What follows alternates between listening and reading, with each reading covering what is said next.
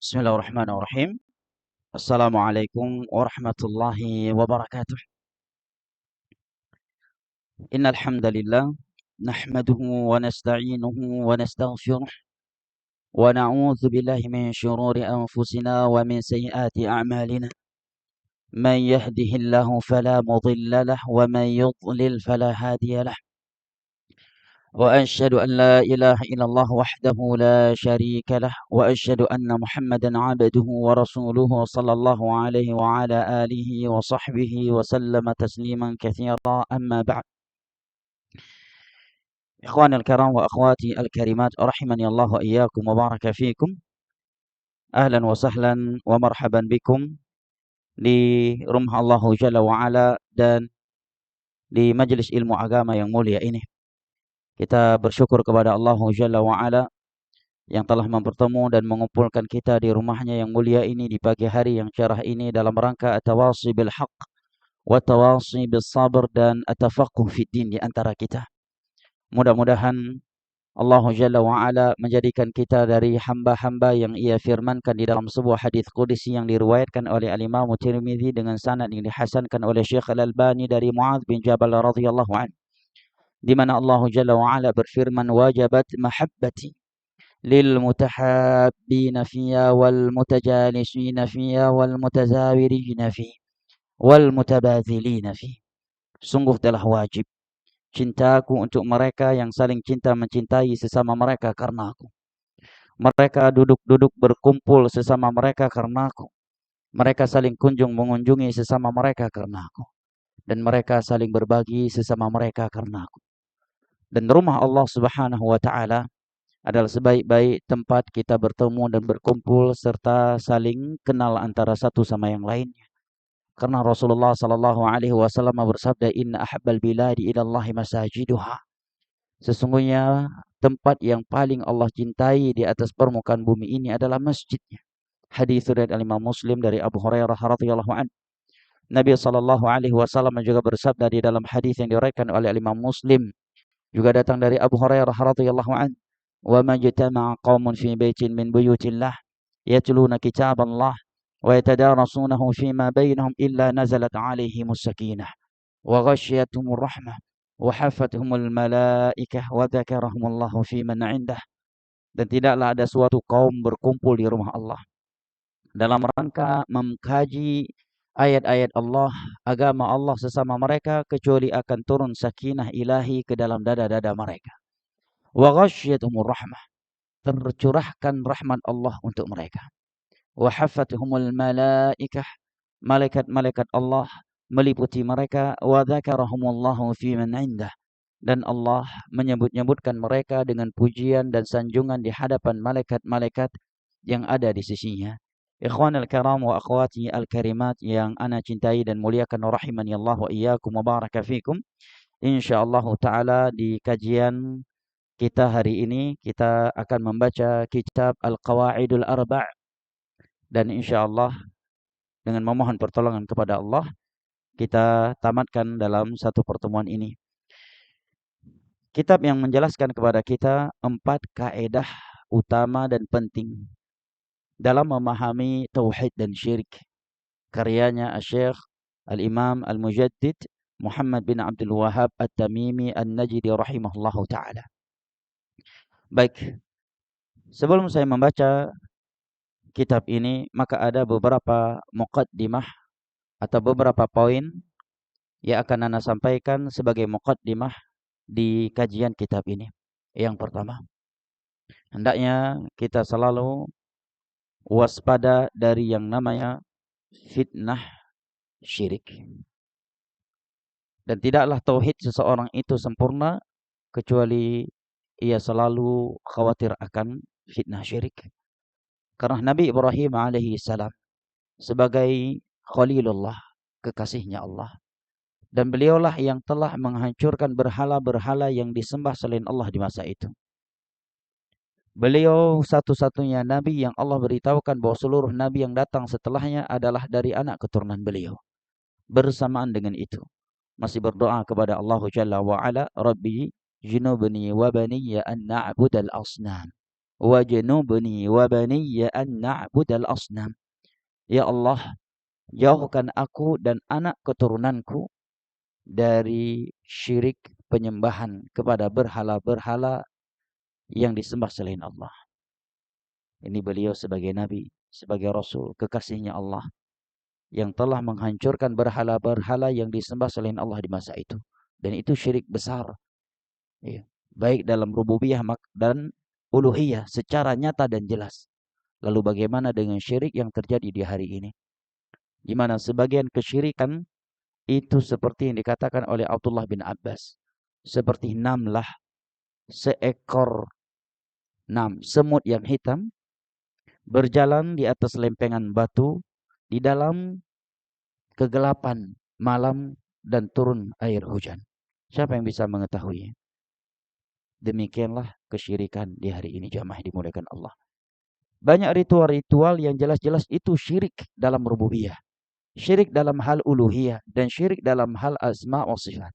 Tetapi justru dianggap sebagai ritual-ritual Islami. Lebih dari itu adalah orang-orang yang tidak ikut serta ke dalam ritual-ritual yang dianggap Islami tersebut. Dan dia adalah ritual yang penuh dengan kesyirikan, justru dianggap orang yang tidak benar Islamnya. Dahsyatnya fitnah kesyirikan hari ini. Maka hendaknya kita selalu waspada dari yang namanya fitnah syirik. Yang kedua, ikhwanil karam wa akhwati al-karimat, rahimani Allah wa iyyakum wa baraka fiikum. Pentingnya mempelajari tauhid ini tidak hanya bagi orang awam.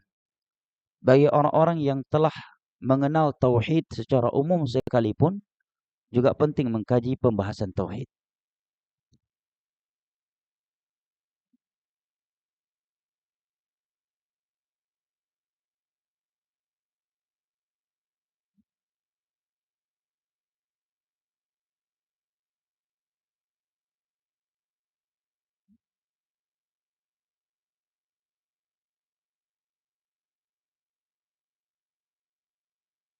Apa itu tauhid dan apa itu syirik.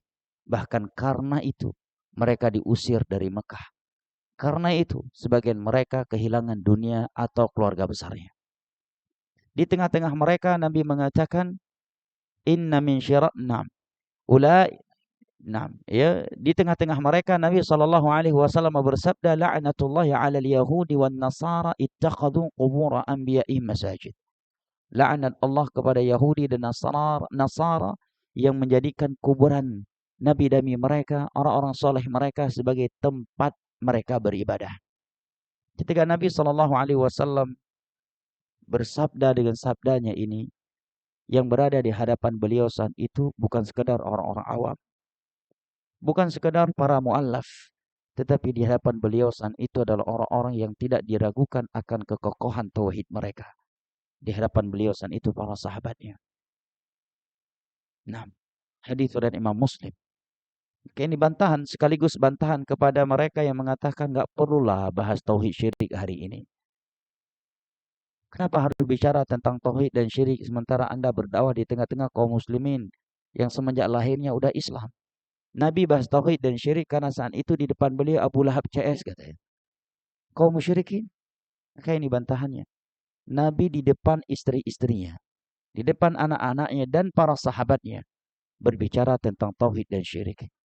Beliau bersabda, la'natullahi 'alal yahudi wan nasara ittakhadhu qubur anbiya'ihim masajid. 5 hari sebelum beliau wafat, di saat keluarga terdekat dan para sahabatnya berkumpul di sisinya. La'nat Allah kepada Yahudi dan Nasara yang menjadikan kuburan wali-wali nabi-nabi mereka sebagai tempat mereka beribadah. Oleh karenanya para ulama mengatakan bukti tauhid seseorang itu sempurna dan kuat adalah semangatnya dia mempelajari tauhid dan tidak pernah bosan dari mempelajarinya. Sebagaimana sebaliknya, bukti tauhid seseorang itu belum benar, belum sempurna adalah tatkala dia tidak lagi semangat mengkaji kitab-kitab akidah dan tauhid dan mulai bosan dari mempelajarinya.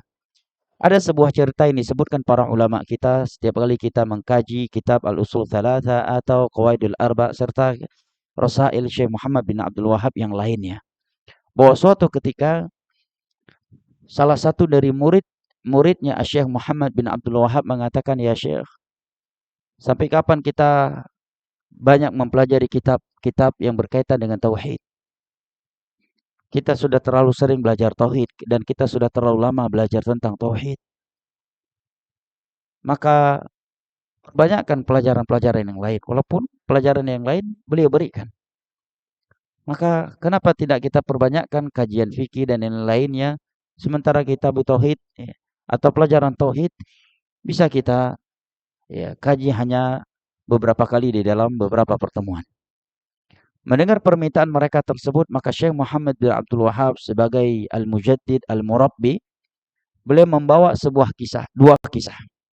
Dengan dua kisah tersebut terlihatlah tauhid yang bertanya tadi sudah sempurna ataukah belum. Beliau mengatakan ada sebuah cerita, sebuah kejadian di sebuah tempat di mana ada seorang lelaki menzinai ibu kandungnya sendiri. Maka semuanya berekspresi pengingkaran di dalam majelis tersebut. Subhanallah, la ilaha illallah, dosa yang sangat keji, dosa yang sangat besar. Bisa-bisanya dia melakukan itu dan dia seorang muslim. Kemudian Syekh membawa cerita yang lainnya. Beliau mengatakan ada di sebuah daerah, di mana di daerah tersebut ada sebuah tradisi setiap kali mereka membangun rumah, maka mereka menyembelih seekor hewan dan mengalirkan darahnya di atas pondasi rumahnya agar tidak diganggu oleh syaitan. Maka Syekh tidak melihat ekspresi pengingkaran dari mereka seperti ekspresi pengingkaran dari mereka ketika beliau menyebutkan kejadian ada seorang yang berzina dengan ibu kandungnya sendiri. Maka Syekh mengatakan, kalian orang-orang yang masih lemah tauhidnya. Ketika aku sampaikan kepada kalian kejadian seorang lelaki menzinai ibu kandungnya sendiri, semua kalian berekspresi pengingkaran. Tetapi ketika aku menyampaikan kepada kalian ada kejadian di mana di suatu tempat mereka melakukan penyembelihan hewan untuk jin, yang mereka alirkan darahnya di pondasi rumahnya agar tidak diganggu oleh syaitan, tidak diganggu oleh jin, kalian tidak berekspresi pengingkaran seperti sebelumnya. Padahal yang ini adalah syirik, sementara yang pertama walaupun menjijikkan adalah maksiat. Seandainya seseorang mati dan belum bertobat darinya dan dia tidak membawa dosa syirik, maka besar kemungkinan dia akan langsung masuk surga, atau seandainya dia masuk neraka terlebih dahulu, maka tidak akan kekal di dalamnya. Sementara pelaku yang kedua, meskipun dia salat 5 waktu, tidak pernah berzina, tidak pernah minum khamar, tidak pernah riba, tiap tahun haji, tiap bulan umrah, berbakti sama orang tuanya, sama akhlaknya, tetapi mati tidak bertobat dari dosa, menyembelih untuk selain Allah, dia kekal di dalam neraka Allah selama-lamanya. Dan semua ibadah yang ia lakukan menjadi debu yang berterbangan. Faqadimna ila ma 'amilu min 'amalin faj'alnahu haba'an mansura. Walau asyraku lahabita 'anhum ma kanu ya'malun. Walaqad uhiya ilaika wa ila alladhina min qablika la in asyrakta lahabatanna 'amaluk wa la takunanna minal khasirin. Kalian adalah orang-orang yang masih lemah tauhidnya. Kalian harus belajar tauhid lagi dan tauhid lagi agar tauhid kalian benar. Kata Syekh Muhammad bin Abdul Wahab kepada murid-muridnya saat itu yang merupakan para ulama. Makanya tak aneh di Saudi itu Syekh Fauzan terkadang daurahnya usul thalatha. Yang menghadiri siapa? Para profesor, dosen-dosen akidah, dosen fakultas hadis, S1, S2 dan S3. Nah, bahkan sebagian mereka para profesor. Isi daurahnya Qawaidul Arba, Ushul Thalatha, Kitab Tauhid, Kashfu Syubhat dari Rasail Syekh Muhammad bin Abdul Wahab. Muqaddimah, poin berikutnya sebagai muqaddimah sebelum kita membaca isi kitab Ikhwanil Kiram wa Akhwati Al-Karimat rahimani Allah wa iyyakum wa baraka fikum. Hendaknya kita selalu bersyukur kepada Allah Jalla wa Ala atas nikmat menghadiri majelis ilmu agama. Karena kita sudah berada di sebuah masa di mana keumuman manusia berada di dalam kejahilan terhadap agama mereka.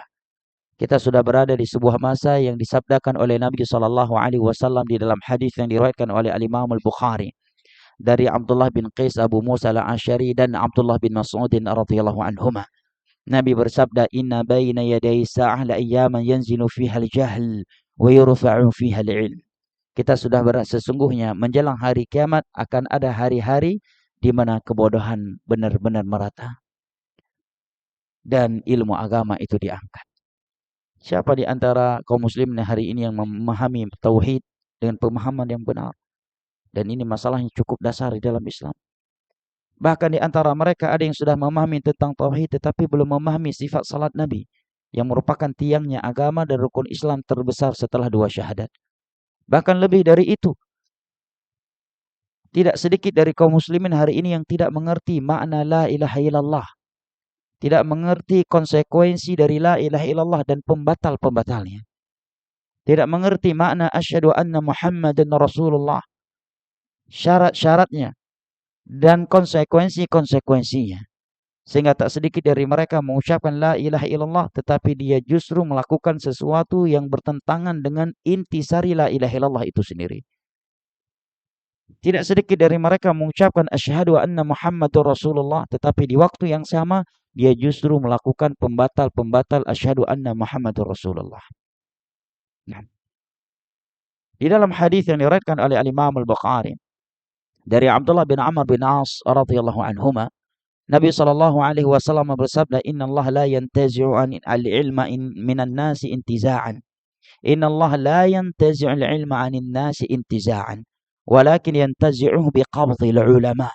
Fa idza lam yubqi 'aliman ittakhadha an-nasu ru'usan juhala, fasu'ilu fa'aftau fadhallu wa adallu. Allah tidak akan mengangkat ilmu agama dari manusia begitu saja. Tetapi Allah akan mengangkat ilmu itu dengan Allah wafatkan para ulama. Fa'idha lam yubqi aliman, tatkala Allah Jalla wa'ala tidak lagi menyisakan para ulama di atas permukaan bumi ini kecuali segelintir kecil dari mereka, ittakhadhan nasu ru'usan juhala. Maka manusia akan mengangkat orang-orang jahil yang tidak memiliki ilmu agama sebagai tokoh-tokoh agama yang diminta fatwa kepadanya. Fasu'ilu, mereka bertanya kepadanya. Mereka ditanya oleh rakyatnya. Fadhallu wa adall fa'aftau. Kemudian mereka mengeluarkan fatwa. Fadhallu, maka menjadi sesat, wa adallu, dan menyesatkan orang lain. Ilmu agama ikhwanil kiram wa akhwati al-karimat rahimani Allah wa iyyakum wa baraka fikum, laksana air hujan, sumber kehidupan untuk hati kita. Sebagaimana bumi ini akan mati karena kering kerontang tanpa air hujan, maka hati kita juga akan mati kering kerontang tanpa ilmu agama. Oleh karenanya Nabi SAW mengumpamakannya dengan air hujan yang Allah turunkan dari langit. Di dalam sebuah hadis yang diriwayatkan oleh Imam Al-Bukhari dan Muslim dari Abdullah bin Qais Abu Musa Al-Asy'ari radhiyallahu anhu, Nabi SAW bersabda, "Inna mathala ma ba'athani Allah bihi min al-huda wal ilmi kamathali ghaithin kathir asaba ardan فكانت منها طائفة طيبة قبلت الماء فأنبتت الكلاء والعشب الكثير وكانت منها أجادب أمسكت الماء ولا تنبت كلاء فنفع الله بها الناس فشربوا وزرعوا وسقوا وأصاب منها طائفة أخرى إنما هي قيعان لا تمسك ماء ولا تنبت كلاء فذلك مثل من فقه في دين الله فعلم وعلم ونفعه ما بعثني الله به من الهدى ومثل من لم يرفع بذلك رأسه ولم يقبل هدى الله الذي أرسلت به." Sesungguhnya perumpamaan hidayah dan ilmu yang aku diutus oleh Allah dengannya adalah seperti air hujan yang turun ke permukaan bumi. Ketika air hujan turun ke permukaan bumi, maka permukaan bumi terbagi menjadi 3. Ada 3 model, ada 3 macam. Yang pertama adalah permukaan bumi yang thayyibah, yang bagus, qabilatil ma' fa'ambatatil kala wal 'ushbal katsir, yang mampu menyerap air hujan dan lantas menumbuhkan tumbuhan di atasnya, bermanfaat untuk dirinya dan dia mampu memberikan manfaat air hujan kepada orang lain. Ini model tanah yang pertama. Model tanah yang kedua kata Nabi kita sallallahu alaihi wasallam adalah ajadib, yang keras. Dia memang tidak menyerap air hujan yang lantas menumbuhkan tumbuhan di atasnya, tetapi dia amsakatil ma. Dia menampung air hujan yang turun ke permukaannya. Sehingga Allah masih bisa memberikan manfaat air hujan kepada manusia melalui dia. yang menampung air hujan tersebut sehingga tergenang di atasnya. Maka manusia datang menimba air hujan yang tergenang di atasnya itu untuk minuman mereka, untuk menyirami tanaman mereka, dan untuk memberikan minum kepada hewan ternak mereka. Sedangkan model tanah yang ketiga kata Nabi SAW, innama hiya qi'an, laksana padang tandus. Air hujan yang turun ke permukaannya tidak ia serap dan lantas menumbuhkan tumbuhan di atasnya, dan tidak juga dia tampung sehingga tergenang di atasnya. Tetapi air hujan yang turun ke permukaannya dia biarkan berlalu begitu saja. Fadzalika mathalu man faqaha fi dinillah fa'alima wa'allam. Itulah perumpamaan orang-orang yang belajar memahami agama Allah, dia mengetahuinya dan mengajarkannya. Dan itulah perumpamaan orang-orang yang telah Allah berikan manfaat, hidayah, dan ilmu yang Allah utus aku dengannya kepadanya. Dan itulah perumpamaan orang-orang yang tidak mengangkat kepalanya terhadap ilmu yang aku bawa dan tidak mau menerimanya. Apabila kita termasuk dari golongan tanah yang pertama, maka walillahil hamdu wal minnah, walaupun kita masih jauh dari itu. Ya, itu adalah mereka derajatnya mereka para ulama yang memahami, menghafal Al-Quran dan hadis, memahaminya dengan benar dan mampu mengistimbatkan hukum-hukum darinya. Dan seandainya kita berada di model tanah yang kedua, maka masih walillahil hamdu wal minnah. Tetapi kalau sudah berada di model tanah yang ketiga, jangan lagi alhamdulillah, tetapi sudah astaghfirullah wa atubu ilaih. Harus upgrade. Harus upgrade ke model tanah yang kedua. Dan paling mulianya adalah kepada model tanah yang pertama. Maka orang-orang yang sombong dan merasa tidak kepada ilmu agama, sama dengan orang-orang yang merasa tidak butuh kepada air hujan. Sesombong-sombongnya manusia sepanjang sejarah dunia, baik itu Fir'aun dan semisal dengannya, alaihi minallah ma yastahiqun, tidak ada di antara mereka yang merasa tidak butuh kepada air hujan. Fir'aun dengan kesombongannya yang mengatakan ana rabbukumul a'la, tidak pernah berani mengatakan tidak butuh kepada air hujan. Tidak ada yang merasa sombong dari air hujan. Nah, maka orang yang merasa sombong dari ilmu agama dan merasa tidak butuh kepada ilmu agama, sungguh kesombongannya itu sudah berada di puncaknya kesombongan. Nah, dia seperti orang yang merasa tidak butuh kepada air hujan. Mungkinkah bumi ini bisa hidup dengan izin Allah tanpa air hujan? Tanpa air hujan ini bumi akan kering kerontang. Akan terjadi kebakaran di berbagai tempat. Demikianlah hati ini. Apabila tiada ilmu agama di dalamnya, dia akan mati kerontang, akan terbakar, dan akan hancur sehancur-hancurnya. Ikhwanil karam wa akhwati al-karimat rahimani Allah wa iyyakum wa baraka fikum. Ini beberapa poin sebagai muqaddimah sebelum kita membaca isi kitab, dan insyaallah kita masuk ke dalam pembahasan kitab. Saya kira PDF-nya banyak dalam bahasa Indonesia kan? Tinggal antum klik aja di Google PDF kitab Qawaidul Arba'. Tinggal download dan antum simak. Di ana hanya yang berbahasa Arab. Baik, kata penulis Bismillahirrahmanirrahim. Beliau memulai dengan basmalah. Dan ini sunnahnya para nabi dan para rasul dalam tulisan-tulisan mereka. Seperti suratnya Nabi Sulaiman kepada Ratu Saba. Ini sebutan paling aman. Karena menyebutnya Bilqis, ini tidak ada riwayat yang sahih. Tetapi masyhur dalam Israiliyat. Namun kalau antum mengatakan Ratu Bilqis sebagaimana yang masyhur dalam Israiliyat, maka aman. Taib. Sebutan lebih aman lagi adalah Ratu Saba. Dia mendapatkan surat dari Nabi Sulaiman alaihi salam yang diantar oleh seekor burung hudhud. Dia mengatakan innahu min Sulaiman wa innahu bismillahirrahmanirrahim. Maka mengawali surat-surat, tulisan-tulisan yang bermanfaat dengan bismillahirrahmanirrahim. Ini adalah sunnahnya para nabi dan para rasul dahulu. Dan juga sunnahnya Nabi kita sallallahu alaihi wasallam. Di dalam kitab Sahihul Bukhari dalam pembahasan Al-I'tisam, beliau menyebutkan sebuah hadis bahwa Nabi sallallahu alaihi wasallam dari Abdullah bin Abbas ketika mengirim suratnya kepada beberapa raja, di antaranya Raja Herakl Azim Ar-Rum, raja yang Romawi, dan juga raja yang Persia Kisra.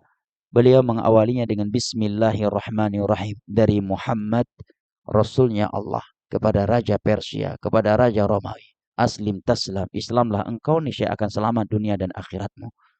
Dan engkau akan diberikan pahala 2 kali lipat, dan kerajaanmu tidak akan aku ganggu. Nah, adapun hadis yang berbunyi kullu dhi amrin au balin la yubda'u bi bismillah fahuwa aqta, dan menurut yang lain fahuwa abtar, maka ini adalah hadis yang dhaif, sehingga sebagian ulama hadis mengatakan la taghtar biman hasanah, seperti Syekh Al-Albani. Jangan kamu tertipu dengan orang yang menghasankan hadis ini. Dari sisi sanadnya ini adalah hadis yang dhaif. Setiap perkara penting yang tidak diawali dengan bismillah, dengan nama Allah, maka terputus kebaikannya. Secara sanad tidak sahih, namun secara makna sahih. Lah kok bisa sanadnya enggak sahih tetapi maknanya sahih? Sanadnya tidak sah. Ya, karena di dalamnya ada rawi-rawi yang dhaif atau terputus, tapi maknanya sah. Kenapa? Karena didukung oleh dalil-dalil yang lainnya, baik dari Al-Quran atau hadis-hadis Nabi SAW lainnya yang sahih. Maka jangan bingung kalau ulama mengatakan sanadnya dhaif tetapi matanya sahih. Jelas? Kemudian beliau mengatakan as'alullah al-karim rabbal arshil azim an yatawallaka fid dunya wal akhirah wa an yaj'alaka mubarakan aynama kunt wa an yaj'alaka mimman idza u'tiya syakara wa idza butuliya sabara wa idza aznaba astaghfar fa in haula'i thalatha anwanu sa'adah. Aku meminta kepada Allah yang maha mulia, Rabbal arshil azim, Rabbnya arsh yang maha agung. Permintaan beliau kepada Allah untuk siapa saja yang mengkaji kitab ini secara langsung saat itu ataukah yang datang setelah mereka. Yang pertama, agar Allah menjadikan engkau sebagai walinya di dunia dan akhirat. Nah, yaitu menjadi orang yang beriman dan beramal saleh, yang bertakwa kepada Allah. Dan orang yang telah dijadikan sebagai wali Allah akan selalu tentram hidupnya. Manusia yang paling tentram hidupnya di dunia dan di alam barzakh adalah wali-wali Allah. Allah berfirman, ala inna awliya Allahi la khawfun alaihim wa la hum yahzanun, dalam surat Yunus.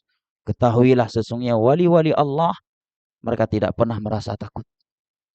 Tidak ada rasa takut di dalam hati mereka terhadap masa depan yang akan menimpa mereka, baik masa depan duniawi ataukah masa depan akhirat.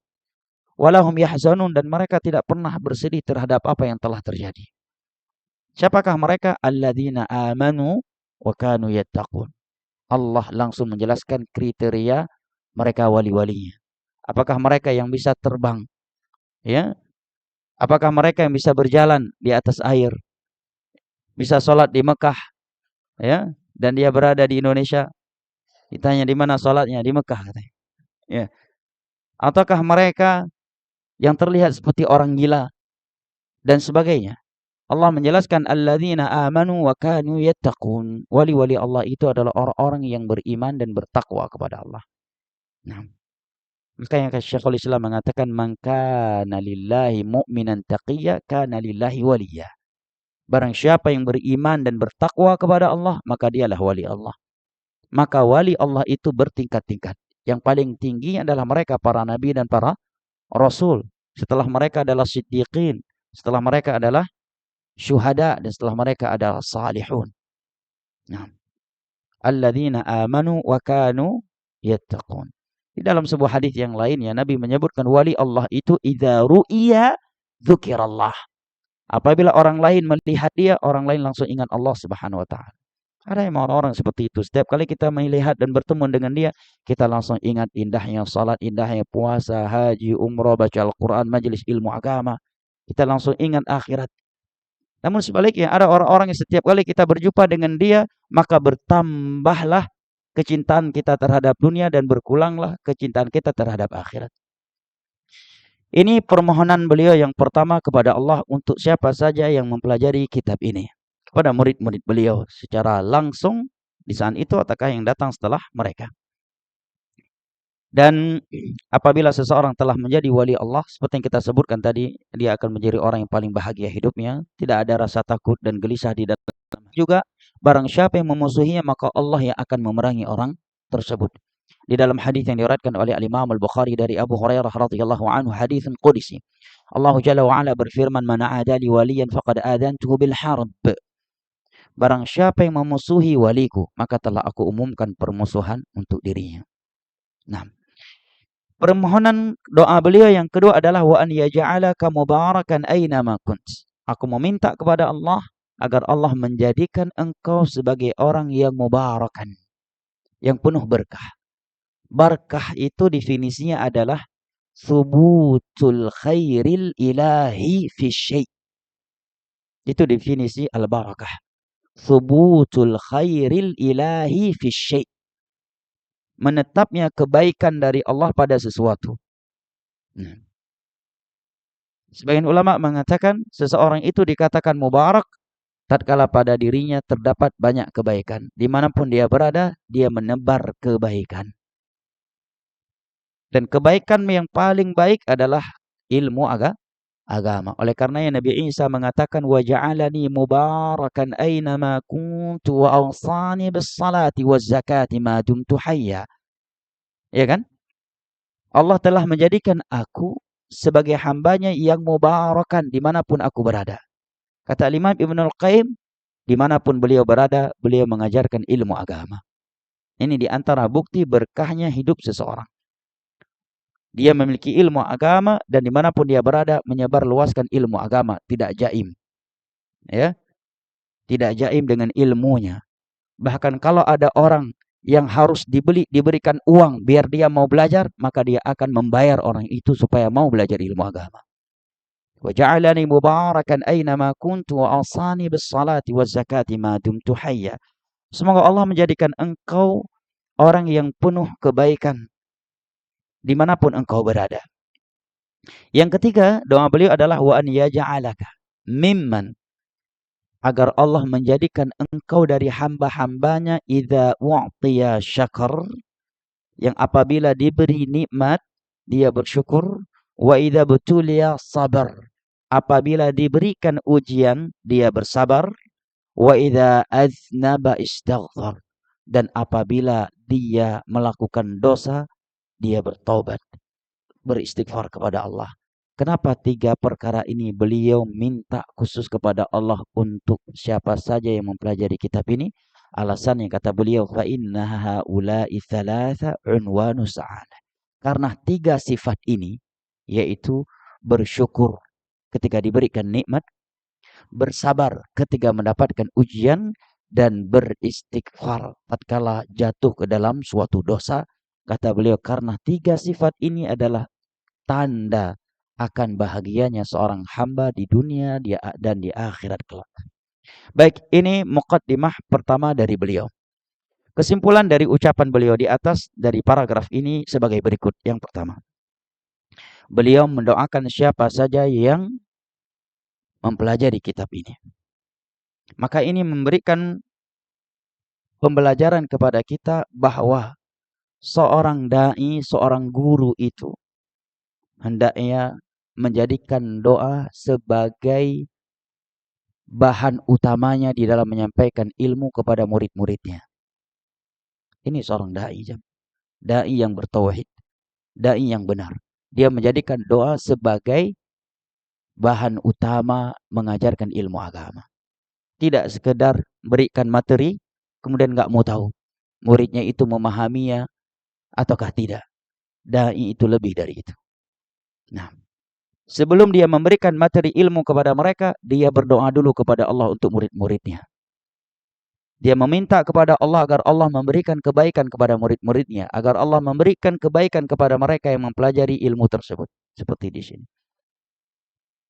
Faedah lainnya dari muqaddimah beliau ini, kata para ulama, hendaknya seorang guru itu memiliki sifat rahmat. Karena tidaklah seorang guru yang seperti mendoakan muridnya agar Allah menjadikannya sebagai wali Allah, berkah dimanapun dia berada, dan diberikan tiga sifat ini, kecuali karena hatinya yang rahmat. Orang yang nggak punya sifat rahmat nggak mungkin mendoakan orang lain yang kebaikan. Jangankan orang lain, dirinya sendiri saja mungkin dia lupa doain. Saking kerasnya hatinya. Nah, hendaknya seorang guru itu harus bersifat rahmat. Oleh karena Nabi SAW dikatakan oleh Allah Jalla wa'ala, walau kunta fadhan ghalidhal qalbi lam fadhu min hawlik fabima rahmatin min Allah linta lahum Wahai Muhammad, sebagai rahmat dari Allah untukmu, kamu bisa berlemah lembut kepada audienmu. Walau kunta fadhan ghalidhal qalbi lan faddu min haulik. Karena seandainya engkau kasar kata-katamu, kasar perbuatanmu, kaku, kasar, keras, mereka akan lari dari sekitar. Tapi lihat lemah lembutnya Nabi kita SAW. Pernah seorang Arab Badui kencing dalam masjid Nabawi di depan beliau. Antum kalau lagi ngisi kajian, ada orang datang kencing di sudut masjid, antum apain? Hah? Jangankan sendal, meja mungkin diangkat untuk melempar dia, ya kan? Para sahabat semua marah, menghardik, mencelanya. Nabi justru memarahi para sahabatnya yang memarahinya. Nabi mengatakan, da'u, biarkan dia kencing sampai selesai.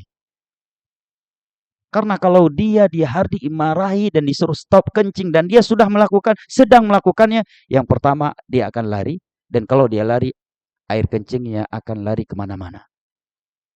Mafsadahnya lebih besar. Yang kedua, bisa memberikan penyakit yang membahayakan dia. Tatkala seorang sedang kencing dan kencingnya sedang keluar dan dia harus menyetopnya, tiba-tiba ini akan membahayakan kesehatannya. Setelah selesai dia kencing, dia pun dipanggil oleh Nabi SAW. Nabi peluk dia dan menyampaikan kepadanya, ini rumah Allah. Rumah Allah itu tempat sholat, baca Al-Quran, zikir. Nggak tepat, nggak layak ada kotoran manusia di dalamnya. Melihat Nabi SAW yang begitu lembut, yang betul hikmah kepadanya, dan sebelumnya dia sudah dimarahi dan dihardik habis-habisan oleh sebagian sahabat Nabi, maka dia berdoa, Allahumma arhamni wa Muhammadan wa la tarhamna wa la tarham ma'ana ahadan. Dia doanya Arab Badui. Karena dia lagi sebel tadi, habis dimarahin oleh sebagian sahabat. Ya. Kemudian dipanggil oleh Nabi, diberikan ilmu, diberikan arahan dengan penuh kelemah lembutan. Maka dia berdoa, Allahumma arhamni wa Muhammadan wa la tarham ma'ana ahadan. Doa yang membuat Nabi tertawa. Ya Allah, rahmatilah aku dan Muhammad saja, dan jangan engkau rahmati siapapun selain kami. Maka Nabi tertawa, mengatakan, kamu telah menyempitkan sesuatu yang luas, rahmat Allah. Jangankan sahabat Nabi, orang kafir aja kebagian rahmat Allah. Karena dia sebel tadi, ya, sebel, akhirnya berdoa, Allahumma irhamni wa Muhammadan wala tarhamna wala tarham ma'ana ahada. Ya Allah, rahmatilah aku dan Muhammad saja, dan jangan engkau rahmati siapapun selain kami. Juga Muawiyah ibnu Abil Hakam pernah mengatakan, aku belum pernah seumur hidupku melihat seorang guru yang lebih baik, yang lebih rahmat, yang lebih lembut, yang lebih penyayang daripada Nabi Muhammad SAW. Di dalam hadis yang diriwayatkan oleh Imam Al-Bukhari, suatu ketika beliau salat berjamaah di belakang Nabi, dan beliau baru-baru masuk Islam. Sebagian sahabat Nabi bersin. Kemudian beliau mengucapkan, ya rahamukallah. Ini dijadikan dalil oleh sebagian ulama, dan ini pendapat jumhur para ulama, bahwa bolehnya mengucapkan alhamdulillah ketika bersin di dalam salat. Karena tidaklah Muawiyah ibnu Abil Hakam mengucapkan ya rahamukallah kecuali karena dia mendengar yang bersin dari jamaah salat mengucapkan alhamdulillah. Yang enggak boleh adalah membalas, kita yang mendengarnya. Beliau pun mengucapkan ya rahamukallah. Maka para sahabat Nabi yang sedang salat di dalam shaf menegur beliau dengan memberikan isyarat, dengan memukul paha mereka. Melihat mereka memukul paha mereka, menegur beliau, beliau semakin marah. Ada apa kalian ini? Beliau bicara di dalam salat. Nah, selesai salat beliau dipanggil oleh Nabi SAW. Ya. Nabi tidak marah sama sekali. Nabi menegur dia, ini salat, nggak boleh ada ucapan manusia di dalamnya. Isi salat itu Al-Quran, zikir. Ya. Maka melihat Nabi SAW begitu hikmah, begitu lembut, menegur dan mengajarinya, maka dia mengatakan, aku belum pernah melihat ada seorang guru yang lebih penyayang, lebih rahmat daripada Nabi SAW. Dan Nabi SAW bersabda, alaikum birrifq, fa inna rifqa la yakunu fi syai'in illa zana, wa la yunza'u an syai'in illa syana. Hendaknya kalian berlemah lembut, karena tidaklah kelemah lembutan itu ada pada sesuatu kecuali akan mengindahkannya. Dan tidaklah dicabut dari sesuatu kecuali akan menghancurkannya. Hadis dari Imam Muslim dari Aisyah radhiyallahu anha.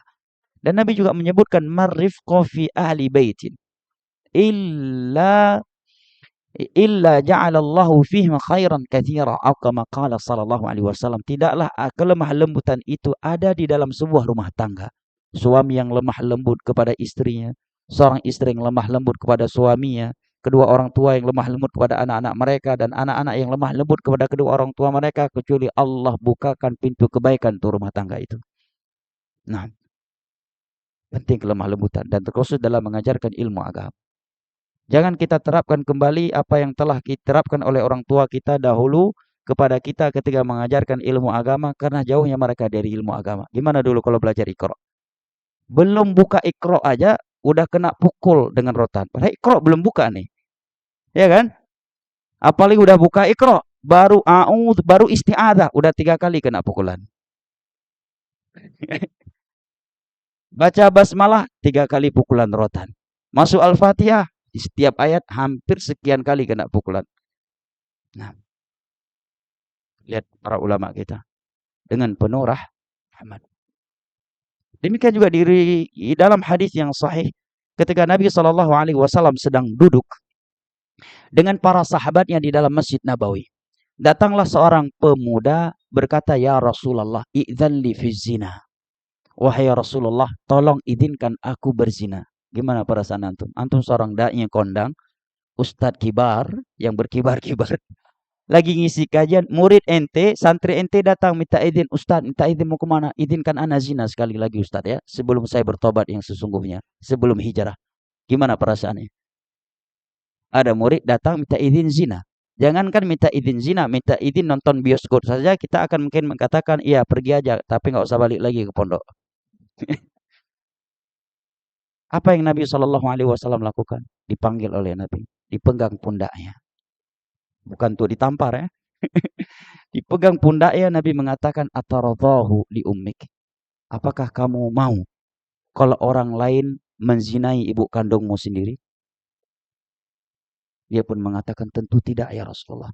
Apakah kamu rela jika anak gadismu yang merupakan darah daging dan belahan jiwamu dizinai oleh lelaki lain? Tentu tidak ya Rasulullah, dengan ekspresinya yang marah. Apakah kamu rela apabila saudari kandungmu yang seayah dan seibu denganmu disetubuhi oleh lain?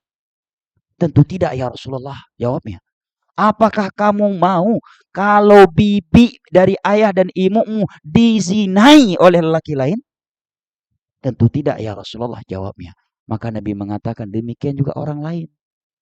Gak mau anaknya dizinai olehmu. Gak mau ibunya dizinai olehmu. Gak mau bibinya dizinai olehmu. Kemudian setelah itu Nabi SAW memeluknya dan berdoa kepada Allah. Allahumma tahhir qalbah, waghfir dzambah, wa ahsin farjah. Ya Allah, bersihkan hati anak ini dari fitnah syahwat. Ya Allah, jagalah kemaluannya dan ampunilah dosa-dosanya.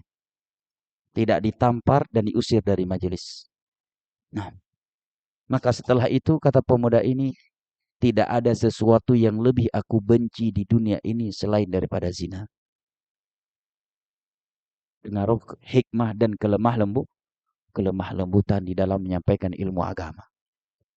Dan kelemah lembutan yang paling utama untuk kita lakukan, atau orang yang paling utama mendapatkan kelemah lembutan kita adalah anggota keluarga kita.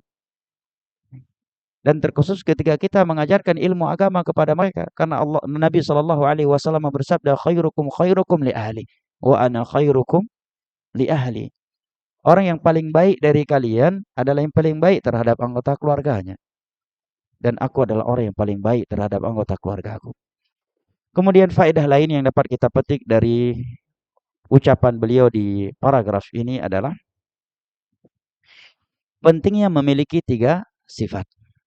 Yaitu bersyukur apabila diberikan nikmat, bersabar ketika mendapatkan ujian, dan beristighfar ketika melakukan dosa.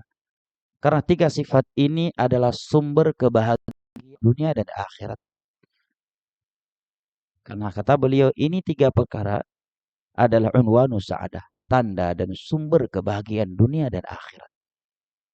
Bersyukur ketika diberikan nikmat, bersabar ketika mendapatkan ujian, dan beristighfar ketika seseorang jatuh ke dalam dosa. Karena kata Imam Ibn Al-Qayyim, thalathatun la tanfaq 'anil 'abd. Ada 3 perkara di dunia ini di mana semua orang tidak bisa lepas darinya. Siapapun dia. Siapapun dia, nabi sekalipun tidak bisa lepas darinya. Apalagi selain mereka. Yang pertama nikmat. Siapa yang bisa hidup di dunia ini tanpa nikmat dari Allah? Tidak ada. Yang kedua kata beliau,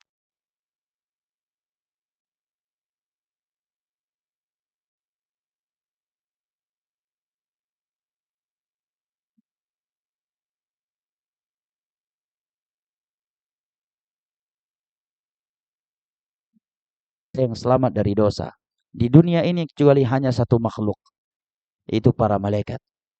La ya'sunallaha ma amarhum wa yaf'aluna ma yu'marun. Adapun manusia semuanya punya dosa. Para nabi sekalipun. Apa dalilnya para nabi juga punya dosa? Dalilnya adalah firman Allah di dalam surat Al-Fajr.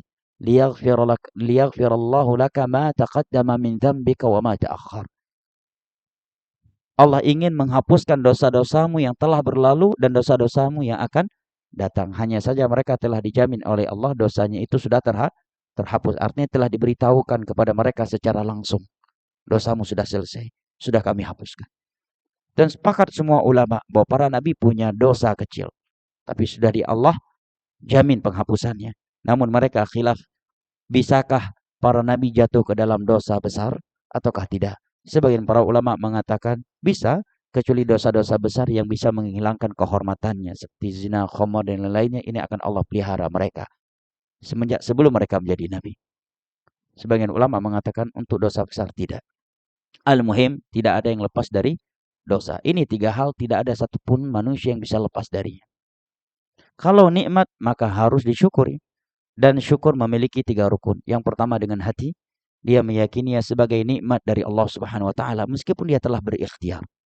Dia melakukan berbagai ikhtiar, kemudian mendapatkan suatu nikmat dari Allah setelah ikhtiarnya, dia tidak akan mengembalikannya, menisbatkannya kepada ikhtiarnya. Dia hanya menisbatkannya kepada Allah semata. Wa ma bikum min ni'matin faminallah. Tidak ada satupun nikmat pada kalian kecuali dari Allah. Nah, yang kedua adalah dengan lisan. Wa amma bi ni'mati rabbika fahaddits. Fadhkuru ala Allahi la'allakum tuflihun. Sering-seringlah kalian menyebut nikmat-nikmat Allah agar kalian beruntung. Dan ini juga penting kita sebutkan kepada anak-anak kita. Lihat nak, nikmat Allah kepada kita. Orang lain belum punya rumah, alhamdulillah nak, kita punya rumah walaupun masih kecil, tapi alhamdulillah saat hujan kita nggak kehujanan. Lihat anak-anak orang lain nak, hidupnya di tengah-tengah jalan. Ya, di tengah-tengah pembuangan sampah. Alhamdulillah nak, kita punya sepeda motor walaupun butut seperti ada orang lain. Kalau berjalan harus berjalan kaki. Alhamdulillah nak, kamu masih punya abi dan masih punya abi, punya umi. Anak orang lain sampai hari ini belum mengetahui siapa ayahnya, di siapa ibunya, karena dia dibuang dari semenjak kecilnya. Di antara mereka ada yang tahu siapa ibunya tetapi tidak tahu siapa ayahnya dan sebagainya. Fadhkuru ala Allahi la'allakum tuflihun. Sering-seringlah kalian menyebut-nyebutkan nikmat-nikmat Allah agar kalian beruntung. Dan Nabi kita SAW apabila mendapatkan nikmat, beliau mengucapkan alhamdulillahilladzi bi ni'matihi tatimmus shalihat. Dan apabila beliau mendapatkan musibah, tetap memuji Allah. Namun dengan mengatakan alhamdulillahi ala kulli hal. Nah, ya, rukun syukur yang ketiga adalah menggunakannya di jalan yang Allah ridhai, di dalam ketaatan kepada Allah. I'malu ala Daud syukra. Dalam surat Saba. Beramallah kalian wahai keluarga Daud sebagai syukur kalian kepada Allah. Maka seseorang belum dikatakan bersyukur kepada Allah meskipun dia memuji Allah dengan mulutnya, meyakini dengan hatinya, apabila dia tidak menggunakan nikmat yang Allah berikan tersebut kepada sesuatu yang Allah cintai. Coba untuk perhatikan hadis Nabi yang berikut ini, yang dengannya kita mengetahui betapa dalamnya makna syukur. Diriwayatkan oleh Imam Al-Bukhari dari ibunda kita Aisyah radhiyallahu anha. Beliau mengatakan kana Rasulullah sallallahu alaihi wasallam yaqumul laila hatta tatafattar qadamah. Nabi sallallahu alaihi wasallam dahulu salat malam itu sampai bengkak-bengkak atau pecah-pecah kakinya. Saking panjangnya salat malam Nabi kita. Sehingga aku berkata kepada beliau, ya Rasulullah, ataf'alu hadha wa qad ghafarallahu laka ma taqaddama min dhanbika wa ma ta'akhkhar. Wahai Rasulullah, kenapa ibadahmu harus sedahsyat ini? Padahal Allah telah mengampuni seluruh dosa-dosamu yang telah berlalu dan seluruh dosa-dosamu yang akan datang. Apa jawaban Nabi kita?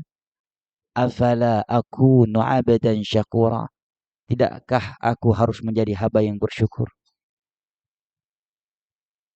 Tidakkah aku harus menjadi hamba yang bersyukur? Apa maknanya? Ampunan terhadap dosa yang Allah berikan. Itu nikmat bukan? Nikmat yang sangat besar. Maka Nabi membalas nikmat Allah ini dengan bersyukur. Dan cara beliau bersyukur adalah melakukan ibadah. Dan di antara ibadah yang sangat mulia adalah salat. Maka seorang belum dikatakan bersyukur apabila nikmat yang Allah berikan kepadanya tidak dia gunakan di dalam ketaatan kepada Allah. Oleh karenanya ada ucapan yang sangat indah dan seyogyanya kita tulis dengan tinta emas yang kita miliki. Yang diucapkan oleh seorang ulama salaf yang bernama Abu Hazim Salamah bin Dinar rahimahullah. Diriwayatkan oleh Abu Nuaim di dalam kitabnya Hilyatul Auliya. Beliau mengatakan kullu ni'matin la tuqarribuka ilallahi fahiya baliyah.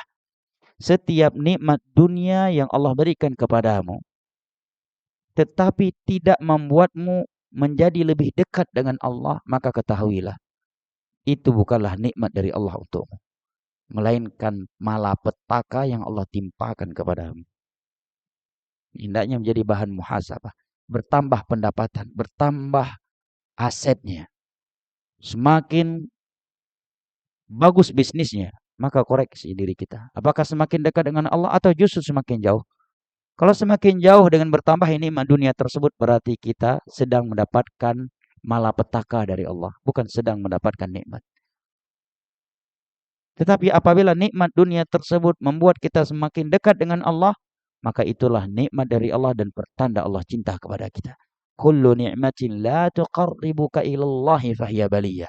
Setiap nikmat yang tidak membuat engkau semakin dekat dengan Allah, fahiya baliyah. Itu adalah malapetaka yang Allah timpakan kepadamu. Ikhwanil karam wa akhwati al-karimat rahimani Allah wa iyyakum wa baraka fiikum. Yang kedua kata beliau adalah bersabar ketika mendapatkan ujian, karena di dunia ini tidak ada yang bisa lepas dari yang namanya ujian. Jangankan muslim, kafir saja dapat musibah di dunia ini. Maka mungkin seorang yang muslim yang beriman tidak mendapatkan ujian dari Allah? Enggak mungkin. Nabi SAW bersabda, inna asyaddan nasi bala'an al-anbiya thumma al-amthal fal-amthal. Manusia yang paling dahsyat ujiannya adalah para nabi. Para nabi loh, mereka berada di puncak ketaatan, tetapi mereka justru menjadi manusia yang paling berat ujiannya. Sementara kita seandainya mendapatkan ujian, maka tidaklah seberapa dibandingkan dengan ujian mereka, dan kita sedang di puncak kemaksiatan kepada Allah. Saya ulangi, mereka mendapatkan ujian yang paling banyak dan mereka di puncak ketaatan kepada Allah. Sementara kita seandainya mendapatkan ujian, maka tidaklah seberapa ujian tersebut dibandingkan ujian yang menimpa mereka para nabi, dan kita sedang di puncak kemaksiatan dan kebangkangan kepada Allah Subhanahu wa taala. Nah, gimana ujian menimpa Nabi Ibrahim? Jamaah pernah ditangkap, ditelanjangi, ditonton oleh seluruh rakyat. Gimana tuh? Antum ustadz ditangkap oleh rakyat setempat, kemudian ente ditelanjangi. Gimana perasaannya? Nabi Ibrahim ditangkap, kemudian ditelanjangi. Makanya Nabi mengatakan ketika di hari kiamat nanti, setelah manusia dibangkitkan, dimatikan, kemudian dibangkitkan, maka orang yang pertama kali mendapatkan pakaian adalah Nabi Ibrahim. Hadis riwayat Imam Al-Bukhari dari Abdullah bin Abbas radhiyallahu anhuma. Manusia semuanya digiring ke padang mahsyar dalam keadaan telanjang. Yang pertama kali diberikan pakaian adalah Nabi Ibrahim, karena beliaulah orang yang pernah ditelanjangi bulat di jalan Allah Subhanahu wa taala. Setelah itu beliau diletakkan di dalam ketapel raksasa. Kemudian dilepaskan ketapel tersebut. Kemudian beliau diterbangkan ke api raksasa yang telah dinyalakan oleh mereka. Gimana tuh perasaannya? Beliau juga pernah diancam, dilempar dengan batu oleh ayah kandungnya sini. La arjumannaka wahjurni maliya. Dan juga pernah diancam untuk diusir dari rumahnya kalau belum berhenti dari dakwah tauhid. Nah, siapa di antara kita yang pernah mendapatkan ujian seperti Nabi Ayub alaihi salam? Allah uji beliau dengan kudis dari ujung kaki sampai ujung kepala. Dalam sebagai riwayat disebutkan 7 tahun lamanya. Sebagai riwayat menyebutkan 10 tahun lamanya. Dan sebagai riwayat yang lain menyebutkan belasan tahun lamanya. Lah kita jangankan kudis ya mah. Sebagai ibu-ibu mungkin baru 2-3 biji jerawat di pipinya udah nggak berani keluar rumah. Hah? Udah merasa paling azab di dunia ini. Padahal baru jerawat. Eh, baru sebulan nggak ke salon udah merasa dirinya wanita paling miskin di dunia ini. Hah? Baru sedikit cemkam, baru sedikit sakit gigi. Pintu di rumahnya bisa lepas kena tendangannya. Anaknya setiap hari kena marah. Hanya gara-gara sakit gigi. Gimana dengan kudis 7 tahun lamanya? Kudis terparah dalam sejarah dunia. Dari ujung kaki sampai ujung kepala. Berapa lama beliau diuji dengan kudis tersebut? 7 tahun lamanya. Sebagai riwayat menyebutkan 10 tahun. Sebagai riwayat menyebutkan belasan tahun. Sehingga semua manusia dan keluarga besar beliau menjauhi beliau. Jijik dengan beliau. Semua anggota keluarga beliau. Tiada yang tersisa dan mau menyiapkan makan dan minum untuk beliau kecuali seorang istri dan 2 kerabatnya. 2 orang dari karib kerabatnya. Bukan ujian yang mudah nih jemaah. Belasan tahun dijauhi oleh manusia karena kudis di tubuh kita. Ya, setiap kita mendekat orang menjauh dari kita, jijik dengan kita. Gak mudah jemaah. Kalau nggak punya tauhid bisa bunuh diri. Nah, dan apa kurangnya dengan Nabi kita Shallallahu Alaihi Wasallam? Makanya Nabi mengatakan barang siapa yang sedang dialami kesedihan karena suatu ujian yang menimpanya, falyatasalla binasbi. Hendaknya dia menghibur dirinya dengan diriku. Karena semua musibah yang menimpa kita itu telah menimpa Nabi berkali-kali lipat dari itu. Ya. Siapa di antara kita yang anak yatim? Nabi lahir dalam keadaan tidak melihat wajah ayahnya. Sampai meninggal dunia belum pernah melihat wajah ayahnya. Dan ketika beliau pulang ziarah ke kuburan ayahnya, di depan matanya nyawa ibunya dicabut oleh Allah Subhanahu wa taala dan beliau baru berumur 4 atau 5 tahun. Setelah itu beliau dirawat oleh kakeknya.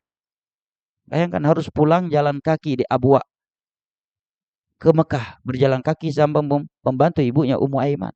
Karena ibunya telah meninggal dunia dalam perjalanan di tengah-tengah padang pasir. Dan beliau masih berumur 4 tahun. Gimana tuh ujiannya seperti itu? Setelah itu dirawat oleh kakeknya. Meninggal kakek dirawat oleh pamannya. Sebelum diangkat menjadi nabi pernah ditangkap oleh malaikat, kemudian dibelah dada beliau, dikeluarkan hatinya, kemudian dicuci dengan susu. Sampai anak-anak yang melihat beliau ditangkap di masa kecilnya, mereka berlarian ketakutan. Nah, beliau sedang salat pernah dilempar dengan kotoran hewan. Pipi beliau pernah dipecahkan sampai berlumuran darah. Topi perang beliau pernah dipecahkan. Gigi taring beliau pernah dipatahkan oleh kaum musyrikin. Nah, semua anak-anak yang beliau miliki meninggal di masa beliau masih hidup, kecuali Fatimah. Dan tiada yang tersisa kecuali perempuan. Anak laki-laki beliau semua meninggal dunia. Sementara penyambung nasab adalah anak laki-laki. Oleh karena yang orang musyrik mengatakan tentang Nabi kita abtar. Muhammad ini orang yang putus penerusnya. Nggak punya penerus dia. Karena anak-anak lakinya semuanya telah meninggal dunia. Maka turunlah ayat Allah, inna a'tainakal kautsar fashalli li rabbika wanhar inna syani'aka huwal abtar. Bahkan orang yang mencelamu lah yang abtar. Walaupun mereka punya anak keturunan tetapi mereka kufur kepada Allah. Mereka adalah orang-orang yang abtar, yang enggak punya penerus, pengirim pahala yang berkelanjutan untuk mereka. Ikhwanil kiram wa akhwati al-karimat. Maka beliau meminta kepada Allah agar Allah memberikan sifat yang kedua untuk kita. Bersabar di atas ujian. Karena tidak ada satupun manusia yang hidup tanpa ujian. Yang ketiga, agar beristighfar setiap kali jatuh ke dalam dosa. Karena tidak ada satupun manusia yang tidak punya dosa. Datang sebuah athar yang indah, di mana ada seorang lelaki datang kepada Hudzaifah bin Yaman radhiyallahu anhu. Dia mengeluhkan dirinya yang suka jatuh ke dalam dosa dan merasakan kemunafikan di dalam hatinya. Maka Hudzaifah radhiyallahu anhu mengatakan, apakah hal sallaita idza khalau? Apakah engkau suka salat ketika sendirian? Dia pun menjawab, na'am. Benar wahai Hudzaifah. Wa hal istaghfarta idza adnabt? Idza adznabta, apakah engkau langsung beristighfar, bertobat kepada Allah setiap kali kamu melakukan maksiat? Naam, wahai Hudzaifah, jawabnya. Maka kata beliau, idhab sallamakallahu minan nifaq. Pergilah engkau, semoga Allah menyelamatkan engkau dari kemunafikan. Nah, pentingnya bertobat dan beristighfar setiap kali kita jatuh ke dalam dosa. Dan kita bukan sedang di pembahasan syukur, sabar, dan taubat. Oleh karena kita tidak membahasnya secara detail dan kita sedang di pembahasan tauhid. Ini muqaddimah yang pertama dari kitab ini oleh beliau. Yang kedua, sudah jam 10. Baik, kita baca muqaddimah yang satu lagi. I'lam arsyadakallah li ta'atih anna al-hanifiyyata millata Ibrahim an ta'budallaha mukhlishan lahuddin kama qala ta'ala wa ma khalaqtul jinna wal insa illa liya'budun. Ketahuilah olehmu, semoga Allah memberikan petunjuk kepadamu untuk selalu melakukan ketaatan kepadanya. Lihat doa lagi dari beliau. Paragraf yang pertama tadi beliau buka dengan doa. Paragraf yang kedua ini juga dengan doa. Inilah guru yang sejati. Nah, jangan jadi guru itu menikmati apabila bisa melihat muridnya sedang kesulitan dalam belajar. Doakan mereka. Berikan ujian, tapi doakan mereka. Sampai-sampai sebagian guru kita di Timur Tengah, di musim-musim ujian, mereka mengingatkan para penyusun soal dengan hadis Nabi. Ya Allah, barang siapa yang mengurusi urusan kaum muslimin dan dia memudahkan mereka, maka mudahkan urusan dia di dunia dan akhirat. Dan barang siapa yang mengurusi urusannya kaum muslimin dan dia menyulitkan mereka, maka sulitkan urusannya di dunia dan akhirat. Ini hadis mereka sampaikan kepada guru-guru penyusun soal ujian.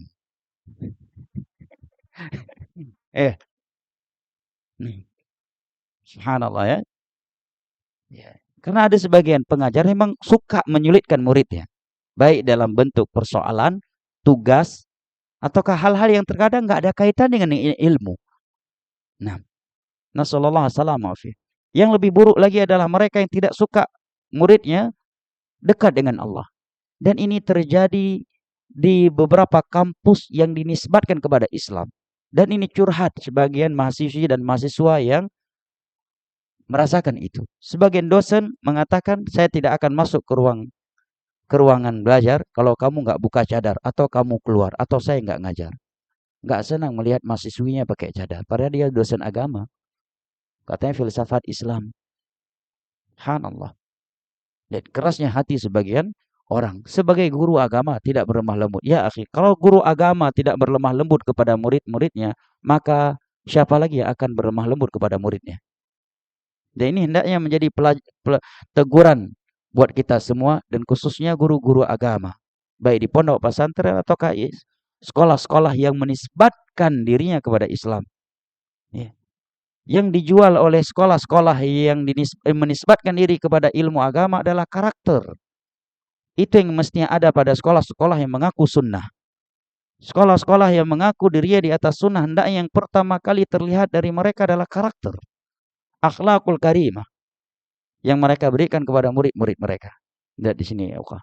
Kata beliau, i'lam arsyadakallah, ketahuilah semoga Allah memberikan petunjuknya kepadamu agar engkau selalu taat kepadanya. Doa lagi.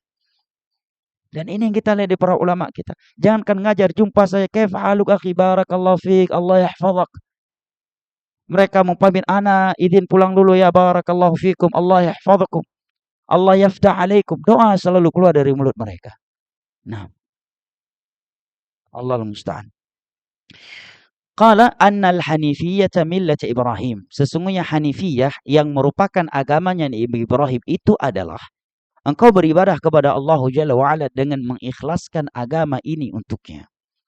Sebagaimana Allah berfirman, tidaklah aku menciptakan jin dan manusia agar mereka beribadah hanya kepadaku. Datang penafsirannya dari Abdullah bin Abbas, yaitu agar mereka mentauhidkan Allah. Az-Zariyat ayat 56. Kemudian beliau mengatakan, فَإِذَا عَرَفْتَ. Atau sebelumnya, kenapa beliau di sini menyebutkan definisi agama Nabi Ibrahim yang Hanifiyah? Kenapa beliau membahas ini? Kenapa beliau menyebutkan Hanifiyah yang merupakan agama Nabi Ibrahim adalah engkau mentauhidkan Allah dalam ibadah? Jawabannya sebagai berikut. Yang pertama, karena kalimat Hanifiyah ini Allah sebutkan di dalam Al-Quran berulang kali. Nabi Ibrahim dipuji oleh Allah di dalam Al-Quran karena beliau salah satunya Hanif. Inna Ibrahim kana ummatan qanitan lillahi hanifa wa ma kana minal musyrikin. Nah, yang kedua, karena bangsa Arab khususnya di masa Nabi Shallallahu alaihi wasallam mereka mengaku mengikuti ajarannya Nabi Ibrahim, maka diingatkan ajaran Nabi Ibrahim itu Hanifiyah, bukan syirkiyah, bukan khurafat. Agama Nabi Ibrahim itu Hanifiyah, yaitu memurnikan ibadah hanya kepada Allah Subhanahu wa taala. Oleh karenanya beliau menyebut definisi Hanifiyah yang merupakan agamanya Nabi Ibrahim alaihi salam.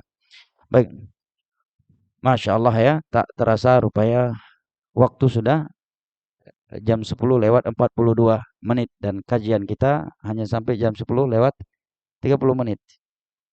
Nah, Mas mungkin saya sisakan waktu 10 sampai 15 menit lagi jika ada pertanyaan-pertanyaan ataukah hal lain yang ini sampaikan, insyaallah sisa kitab kita tamatkan pada pertemuan berikutnya. Kayaknya nggak bisa dipaksakan dalam satu pertemuan ini ya. Nah, barakallahu fikum. Insyaallah kita tamatkan pada pertemuan berikutnya.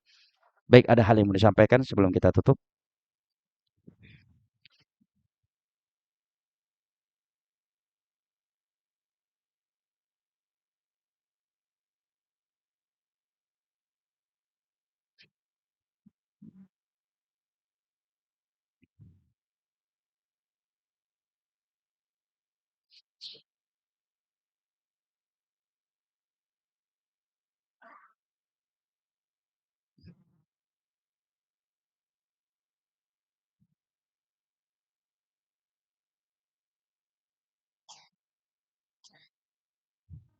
Jazakallah khair.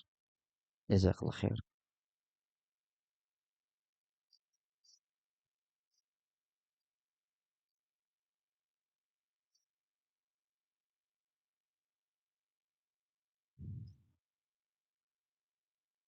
Dalam penjelasan Ustadz, setiap menulis surat diawali dengan basmalah. Apakah kalau kita menulis di WA juga lebih baik diawali dengan bismillah?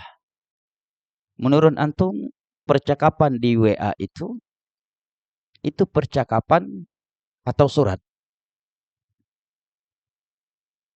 Menurut Nana itu percakapan, ya, pertemuan online ya kan? Pertemuan diawali dengan Assalamualaikum. Wallahu a'lam bishawab. Dan lebih sempurna lagi Assalamualaikum warahmatullahi wabarakatuh. Bismillah. Wah, ribet jadi yang Ustaz. Pahalanya lebih banyak. Inna ajraki biqadri masyaqqatik. Pahalamu itu berbanding lurus dengan rasa beratmu. Bismillahirrahmanirrahim. Bagaimana memakai cadar sesuai syar'i? Masya Allah ya. Perlu diketahui tentang hukum cadar terlebih dahulu ya.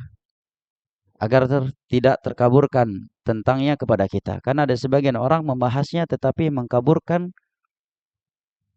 kesepakatan-kesepakatan para ulama dan sudut di mana mereka berselisih di dalamnya tentang cadar. Perlu diketahui bahwa semua ulama sepakat bahwa cadar itu dianjurkan dan memakai cadar itu yang lebih baik. Baik dia wanita yang masih muda, yang sudah tua, yang cantik maupun yang tidak cantik. Semua mereka sepakat. Cadar lebih afdal bagi. Jelas? Ini kesepakatan pertama. Kita harus tahu duduk permasalahan dan kesimpulannya sesuai dengan apa yang dijelaskan oleh para ulama. Sehingga tidak mendatangkan pendapat baru. Ini kesimpulan yang pertama. Kesepakatan yang kedua dari kalangan para ulama atau di kalangan para ulama tentang cadar adalah mereka sepakat cadar itu menjadi wajib apabila jika wanita itu tidak memakainya akan menimbulkan fitnah buat kaum laki-laki karena wajahnya yang cantik ya, atau dia sudah tua tetapi masih cantik. Karena ada orang udah nenek-nenek tapi nenek-nenek modis. Justru ketika dilihat orang lebih naksir ke dia yang sudah nenek-nenek daripada yang masih gadis. Maka yang seperti ini sepakat para ulama cadar wajib baginya. Baik wajah itu sebagai aurat Bagi pendapat para ulama yang mengatakannya aurat, maupun di sisi ulama yang mengatakan wajah itu bukan aurat, tetap wajib kalau seperti ini kondisinya. Jelas ya? Maka kepada kaum muslimat, kalau anti sudah cantik, ya, apalagi 4 mazhab mengatakan anti cantik, maka lebih baik pakai cadar aja. Hah? Apalagi 4 mazhab sudah sepakat menyatakan anti cantik, maka lebih baik dan lebih aman pakai cadar. Yang khilaf, ini kesimpulan yang ketiga, yang khilaf di antara ulama adalah apabila dia sudah lanjut usianya atau masih muda, tetapi mohon maaf, wajahnya tidak menimbulkan fitnah untuk kaum laki-laki. Maka di sini mereka khilaf antara wajib dan tidaknya, tetapi mereka sepakat dan yang paling afdal baginya tetap memakainya karena keumuman perintah. Ayyudinina 'alaihinna min jalabibihin. Di sini perintahnya umum dalam surat Al-Ahzab. Wahai Nabi, katakan kepada anak-anak perempuanmu, istri-istrimu dan seluruh kaum wanitanya kaum muslimin agar mengenakan jilbab. Jilbab ditafsirkan oleh Aisyah dan para sahabat yang lainnya adalah yang menutupi seluruh anggota tubuh. Nah, ini 3 kesimpulan tentang cadar. Bagaimana cara memakainya? Datang sebagian asar dari sahabat Nabi. Ini bisa lihat dalam tafsir Ibnu Katsir ketika menafsirkan ayat di atas dari surah Al-Ahzab dan juga firman Allah dalam surat An-Nur. Wala yubdina min zinatinna illa ma dhahara minha. Kata beliau, di sana disebutkan asar sebagian sahabiah ada yang menyisakan 1 mata. Ya, ada yang menyisakan 2 mata.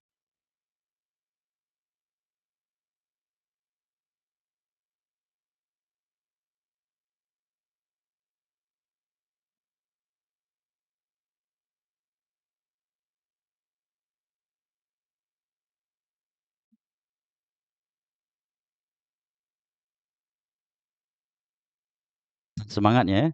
Tapi Masya Allah, ada sebagian orang sesunnah ini pertanyaannya. Ya akhi, apa yang antum maksud dengan pernikahan yang belum sunnah? Nikah itu sendiri adalah sunnah para nabi. Yang kedua, barakallahu fiik, mungkin pertanyaan lebih tepat, hukum menghadiri pernikahan yang terdapat banyak kemungkaran di dalamnya. Ini mungkin lebih tepat.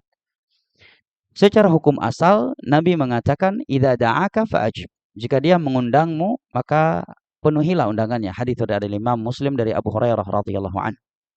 Dan jumhur berpendapat ini adalah undangan walimah. Kalau bukan walimah, maka hukumnya tidak wajib. Kedua, para ulama menyebutkan syarat-syarat wajibnya menghadiri walimah. Di antaranya adalah tidak adanya kemungkaran. Karena Nabi pernah pulang dari sebuah acara walimah karena adanya kemungkaran di dalamnya. Nah, solusinya, karena terkadang kalau kita tidak menghadirinya timbul fitnah. Karena dia sebagai kerabat kita atau kawan dekat atau sekomplek dengan kita, kita bisa menghadiri sebelumnya atau setelahnya. Ini solusinya. Apalagi kita datang dengan membawa hadiah.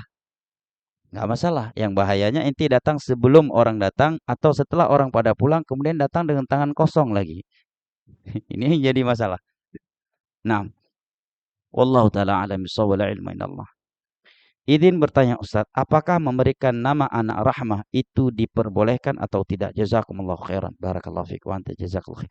Para ulama menyebutkan kapan seseorang atau manusia itu tidak boleh dinamakan dengan nama-nama Allah. Mereka menyebutkan apabila nama-nama tersebut adalah nama-nama yang mengandung makna-makna yang tidak layak diberikan kecuali kepada Allah. Seperti Al-Jabbar misalkan.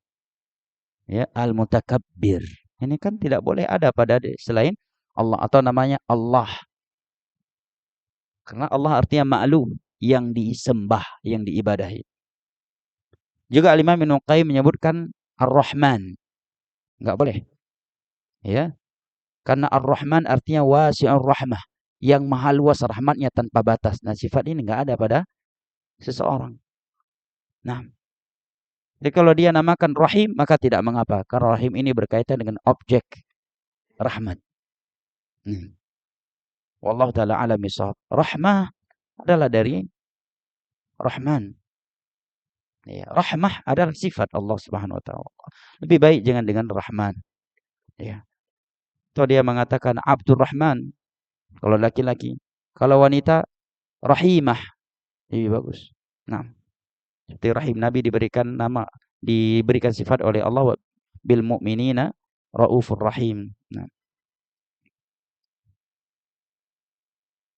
Ustadz, anak yang di luar nikah katanya putus nasabnya dengan ayah biologisnya dan tidak sah mendapatkan warisan. Apakah si ayah berdosa jika tidak memberikan sang anak nafkah? Insyaallah. Barakallahu fiik. Dan bagaimana bakti anak kepada ayahnya? Semoga Ustadz berkenan menjawab, jazakallah khair. Wallahu a'lam bishawab.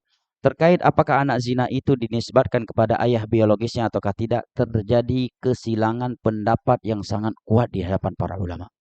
Dan ini salah satu dari persoalan fikih yang khilafnya sangat-sangat kuat sampai sebagian ulama ada yang menyimpulkan tawakuf. Saya bersikap diam, manakah yang lebih kuat dari dua pendapat ini? Nah, sebagian ulama berpendapat dia tidak dinisbatkan kepada ayah biologisnya, berdalil dengan hadis yang sahih, al-waladu lil firash walil ahiril hajar. Anak itu adalah milik dua pasangan suami istri yang menikah dengan pernikahan yang syar'i, dan yang datang mengaku itu sebagai anaknya baginya hajar, batu, dirajam. Nah, ini pendapat yang pertama. Pendapat yang kedua mengatakan dia dinisbatkan kepada ayah biologisnya. Dan ana sebagai penuntut ilmu agama yang masih dangkal ilmunya lebih condong kepada pendapat yang kedua ini. Karena alasan-alasan ini dikemukakan oleh para ulama yang berpendapat dengan pendapat yang kedua ini. Di antaranya, bahwa tidak ada hadis yang sahih dan sharih, yang tersurat, yang gamblang sisi pendalilannya, mengatakan bahwa anak zina itu tidak dinisbatkan kepada ayah biologisnya. Adapun hadis yang bunyinya secara tersurat anak zina tidak dinisbatkan kepada ayah biologisnya, ada konteksnya, tapi semua ulama sepakat itu hadis dhaif.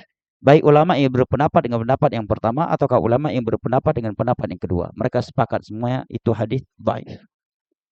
Yang kedua, bahwasanya secara takdir, kata Imam Ibnu Qayyim, kata Syekh Muhammad bin Shalih Al-Utsaimin dalam kitabnya Syarhul Mumti, secara takdir itu ayah dia.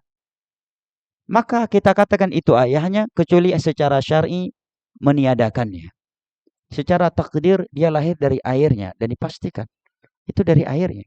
Bagaimana dikatakan itu bukan ayahnya? Sementara secara takdir itu ayahnya. Selama tidak ada dalil secara syar'i yang mengatakan itu bukan ayahnya. Nah, yang ketiga kata Syekh Utsaimin, kalau dia tidak dinisbatkan kepada ayahnya, dia akan hidup tanpa ayah. Dan ini akan menciptakan berbagai keganjalan dan menyebabnya berada di dalam berbagai keterpurukan. Dia akan jadi bahan bully, ya, dia akan nggak punya mahram, ya, nggak punya wali nikah nantinya. Orang akan dengan mudah mencela, merendahkan dia karena tahu dia nggak punya ayah dan sebagainya. Akan membuat dia terpuruk. Dan hal-hal yang seperti ini nggak mungkin dibenarkan di dalam Islam menurut secara kaidah-kaidah umum di dalam Islam. Alasan yang lainnya, ini bisa menghalangi orang kafir masuk Islam. Karena banyak di antara mereka udah punya anak sebelum menikah. Kalau dia tahu anak yang lahir sebelum dia menikah akan dinisbatkan, enggak dinisbatkan kepada dia, dia enggak jadi masuk Islam. Kata Syekh Utsaimin. Kemudian juga di masa Umar, anak-anak yang lahir di masa jahiliyah dinisbatkan kepada ayah mereka. Nah, juga alasan lainnya kata Syekh Utsaimin, bahwasanya hadis yang dipakai oleh pendapat yang pertama tadi, al-waladu lil firash walil ahiril hajar, bahwa anak itu untuk dua pasangan suami istri yang menikah dengan pernikahan yang syar'i, dan orang yang datang mengaku sebagai anaknya atau ponakannya baginya batu. Ini hadis Nabi ucapkan ada sababul wurudnya. Kalau ayat kan disebut sababun nuzul. Kalau hadis sababul wurud, yaitu ketika itu ada dua pasangan suami istri dan mereka punya anak kecil. Datanglah seorang laki-laki mengatakan, ini ponakanku. Ini bukan anak dia. Ini anak yang lahir dari wanita ini dengan abangku dahulu sebelum Islam. Maksudnya karena perzinahan. Dan secara fisik memang mirip dengan dia. Sebagai paman, yang dia aku sebagai paman. Tapi anak ini berada di tengah-tengah dua pasangan suami istri yang sudah menikah dengan syar'i. Maka Nabi putuskan untuk dua pasangan suami istri ini. Tidak kepada orang ini sebagai pamannya. Yang walaupun mirip dengannya. Kecuali itu anak lahir sebelum 6 bulan. Ya. atau lahir di bawah 6 bulan. Belum 6 bulan menikah, ya. Setelah nikah belum sampai 6 bulan udah lahir anaknya. Nah, ini besar indikasinya bahwa itu anak bukan anak dia. Nah, Allah taala alam bisawab. Dan hal ini jamaah nggak ada kaitannya dengan besar kecilnya dosa zina, ya. Ini berkaitannya dengan dia dinisbatkan kepada ayahnya ataukah tidak. Adapun perbuatan zina, ya, tentunya tidak terkaburkan bagi kita semua. Adalah perbuatan dosa yang sangat keji, yang sangat menjijikkan, dan yang sangat kotor. Kemudian sebagai nasihat jamaah, anak zina, anak yang lahir dari dua pasangan suami istri yang tidak dengan pernikahan yang syar'i, yang disebut dengan bahasa kita sehari-hari adalah anak zina. Ini kerap kali menjadi bahan buli di tengah-tengah masyarakat kita. Bahkan sebagian masyarakat kita punya rumor nggak baik nikah dengan anak zina. Ini nggak boleh jamaah. Kita nggak boleh mencela dia karena yang berzina bukan dia, ya kan? Allah berfirman, wala taziru waziratun wizra ukhra. Suatu jiwa itu tidak akan menanggung dosa yang dilakukan oleh jiwa yang lainnya. Bahkan kedua orang tuanya sekalipun nggak boleh dicela kalau mereka telah bertaubat. Di dalam riwayat Al-Imam Al-Bukhari disebutkan ada seorang wanita datang kepada Nabi Shallallahu Alaihi Wasallam dan mengatakan, ya Rasulullah, ini hubla minaz zina fa aqim alayya al-hadd. Wahai Rasulullah, ani udah hamil. Wanita ini datang ke Nabi dan Nabi sedang bersama para sahabatnya. Sahabiah. Bukan sekedar ngaji seminggu 2 minggu sekali, enggak. Sahabiah. Wahai Rasulullah, aku sudah hamil karena zina. Fa aqim alayya al-hadd. Tolong tegakkan hukum had zina kepadaku. Nabi mengatakan, pulang kamu ke rumahmu dan lahirkan bayimu ini dengan baik. Sampai engkau melahirkannya. Kemudian beliau memanggil anggota keluarganya, berbuat baiklah kepada dia dan bayinya. Jangan kalian cela dia. Setelah lahir itu anak, dia datang kembali kepada Nabi, ya Rasulullah, anakku sudah lahir, tolong tegakkan hukum had kepada aku. Nabi mengatakan, irji'i wa arzi'i hatta tahtimi. Pulang kamu ke rumah orang tuamu, susui, berikan ASI kepada bayimu ini sampai engkau menyapinya. Setelah selesai dia menyapinya, berarti berapa lama sudah waktunya? 2 tahun lebih. Masa hamil tadi kan, kemudian masa penyusuan 2 tahun lebih. Jarak yang begitu jauh, lama. Menunjukkan kejujuran dia dalam bertobat. Karena seandainya dia lari dalam waktu yang begitu panjang ini, Nabi nggak akan mencarinya, kata para ulama. Dia datang kepada Nabi setelah selesai menyapih bayinya itu, mengatakan, ya Rasulullah, tegakkan hukum had zina kepada aku. Maka Nabi pun menegakkan hukum had zina kepadanya bersama kaum muslimin dengan merajamnya, dilempari dengan batu sampai meninggal dunia. Menunjukkan apa? Dia udah nikah. Karena kalau dia masih gadis, tentunya hanya dicambuk 100 kali. Setelah dia mati, dirajam karena perbuatan zina, Nabi justru menjadi imam sholat jenazah dia. Melihat Nabi menjadi imam sholat jenazah, maka Umar mengatakan, ya Rasulullah, tusalli alaiha wa qad zanat. Wahai Rasulullah, engkau yang akan menjadi imam sholat jenazah dia, padahal dia mati karena kita rajam, karena dosa zina yang dia lakukan. Ucap Umar kepada Nabi SAW. Maka Nabi SAW mengatakan, laqad tabat taubatan law qusimat baina 70 min ahli al-Madinah la wasi'atuhum. Wahai Umar, memang dia mati karena kita rajam karena zina yang dia lakukan. Dia memang telah berzina, tetapi dia sudah bertaubat dengan sebuah taubat di mana apabila taubat dia ini kita bagikan kepada 70 penduduk Madinah, itu sudah mencukupi mereka untuk masuk surga.